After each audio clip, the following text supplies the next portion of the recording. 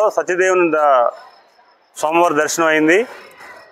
చంద్రబాబు నాయుడు గారు ముఖ్యమంత్రి అవ్వాలని, ఈ రాష్ట్రం సుభిక్షంగా ఉండాలని గతంలో ఇక్కడికి వచ్చి మొక్కులు మేము పెట్టుకున్నాం. వారు ప్రమాణ స్వీకారం చేసినట్టే మళ్ళీ మొక్కులు చెల్లించుకుంటామని సోమవారం అడిగాం. వచ్చాం. ఆ రోజు చంద్రబాబు నాయుడు గారి సతీమణి శ్రీమతి భువనేశ్వరమ్మ గారితో వచ్చి ఆ రోజు మొక్కులు మేము పెట్టుకున్నాం. ఈరోజు వారి తరపున వచ్చి మొక్కులు చెల్లించాం. ఈరోజు చంద్రబాబు నాయుడు గారు వారి ఆంధ్రుల జీవనాడి పోలవరం ప్రాజెక్టు సందర్శనకు ఈరోజు వెళ్తున్నారు ముఖ్యమంత్రిగా. వారి సందర్శన సంపూర్ణంగా అవ్వాలని, అలాగే ఏదైతే ఆయన సంకల్పించుకున్నారో ఈ 5 కోట్ల ఆంధ్రులకి నీరు ఇవ్వాలని వారైతే సంకల్పించుకున్నారో అది ఆ ప్రాజెక్ట్ పరిపూర్ణంగా అవ్వాలని, సకాలంలో అవ్వాలని సోమవారం కోరుకున్నాను.